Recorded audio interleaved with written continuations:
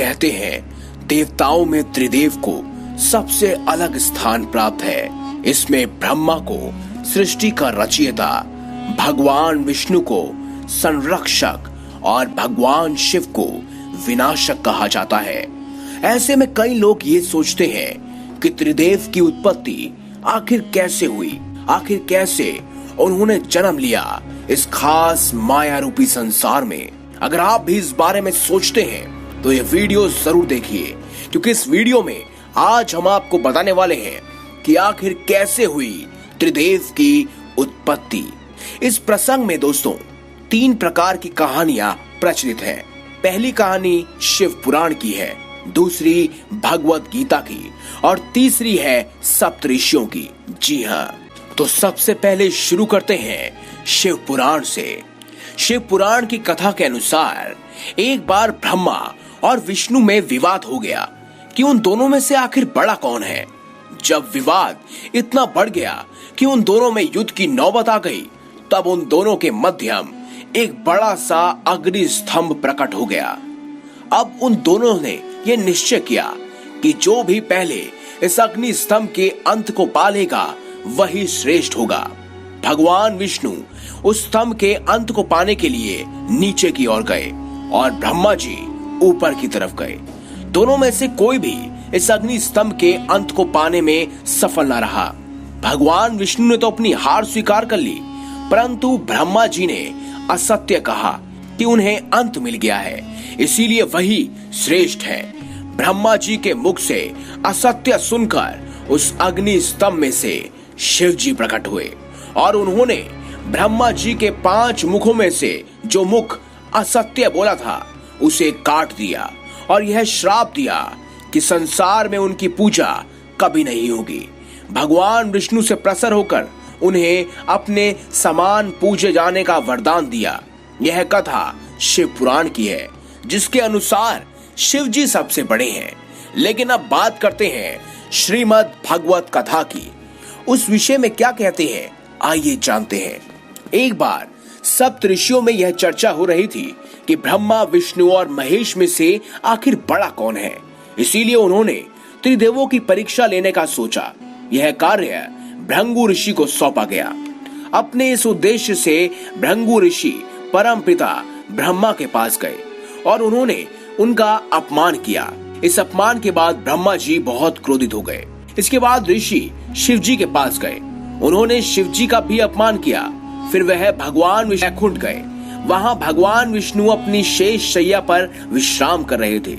महर्षि भृंगु ने जाकर सीधे भगवान विष्णु के वक्ष स्थल पर लात मारी।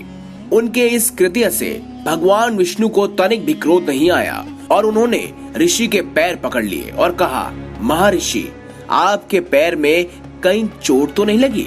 मेरा वक्ष स्थल बहुत कठोर है और आपके पैर बहुत कोमल हैं। भगवान विष्णु की यह विनम्रता को देख भृंगु ऋषि ने भगवान विष्णु से क्षमा मांगी और फिर सप्तऋषियों ने यह स्वीकार कर लिया कि ब्रह्मा, विष्णु और महेश में से भगवान विष्णु ही श्रेष्ठ हैं। लेकिन दोस्तों, अगर इन कथाओं के बावजूद हम सोच विचार करें तो मनुष्य कभी भी त्रिदेवों की तुलना नहीं कर सकते।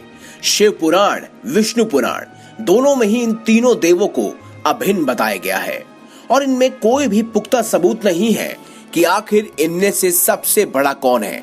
अब बात करते हैं एक आखिरी कथा की। इस कथा के अनुसार भगवान विष्णु, भगवान ब्रह्मा और शिव जी एक साथ बैठे थे। भगवान शिव ने एक बार सोचा, अगर मैं विनाशक हूँ तो क्या मैं हर चीज का विनाश कर सकता हूँ? क्या मैं ब्रह्मा और विष्णु का भी विनाश कर सकता हूँ? क्या उन पर मेरी शक्तियां कारगर होंगी? जब भगवान शिव के मन में यह विचार आया तब भगवान ब्रह्मा और विष्णु जी समझ गए कि उनके मन में क्या चल रहा है। वह दोनों मुस्कुराने लगे।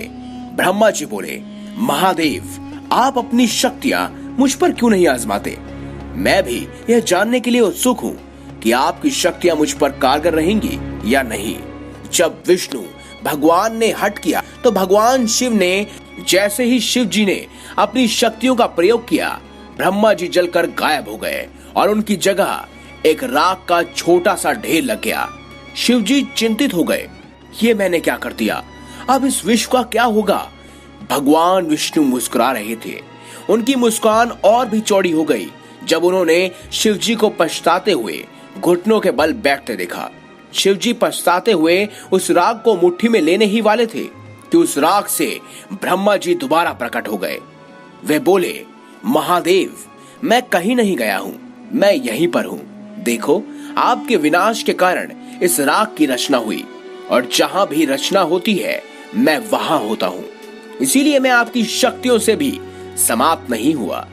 भगवान विष्णु मुस्कुराए और बोले, महादेव, मैं संसार का रक्षक हूं, मैं भी देखना चाहता हूं, क्या मैं आपकी शक्तियों से स्वयं ही अपनी रक्षा कर सकता हूं? कृपया मुझ पर भी अपनी शक्तियों का प्रयोग कीजिए। जब ब्रह्मा जी ने भी हट किया तो शिव जी ने विष्णु जी को ऊपर अपनी सारी शक्तियां लगा दी। विष्णु जी के स्थान पर अब वहां भी राग का ढेर था, लेकिन उनकी आवाज राग के ढेर से आ रही थी। आवाज आ रही थी, महादेव, मैं अब भी यही हूं, कृपया रुके नहीं, अपनी शक्तियों का प्रयोग इस राग पर करते रहिए जब तक मैं मर न जाऊं, यानी कि इस राग का आखिरी कण भी जब तक खत्म न हो जाए। भगवान शिव ने अपनी सारी शक्तियां और तेज लगा दिया। राख कम होनी शुरू हो गई। अंत में उस राग का सिर्फ एक कण बचा। भगवान शिव ने अपनी सारी शक्तियां उस पर भी लगा दी, लेकिन उस कण को समाप्त नहीं कर पाए। भगवान विष्णु उस कण से पुनः प्रकट हो गए और यह सिद्ध कर दिया कि उन्हें भगवान शिव भी समाप्त नहीं कर सकते। भगवान शिव ने मन ही मन सोचा, मुझे विश्वास हो गया है, मैं ब्रह्मा और विष्णु को सीधे समाप्त नहीं कर सकता, लेकिन अगर मैं स्वयं का विनाश कर लूं तो वो भी समाप्त हो जाएंगे, क्योंकि अगर मैं नहीं रहा तो विनाश संभव नहीं होगा और बिना विनाश के रचना कैसी। ब्रह्मा जी और विष्णु जी दोनों समाप्त हो जाएंगे। अगर रचना ही नहीं रहेगी तो उनकी रक्षा कैसी। विष्णु जी यह सब मन ही मन सुन रहे थे और वह समझ गए थे कि शिव जी क्या करना चाहते हैं। भगवान शिव ने स्वयं का विनाश कर लिया और जैसे वह सोच रहे थे वैसे ही हुआ।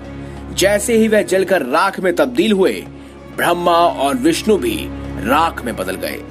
कुछ समय के बाद सब कुछ अंधकारमय हो गया। वहां उन तीनों देवों की राख के सिवाय कुछ नहीं था।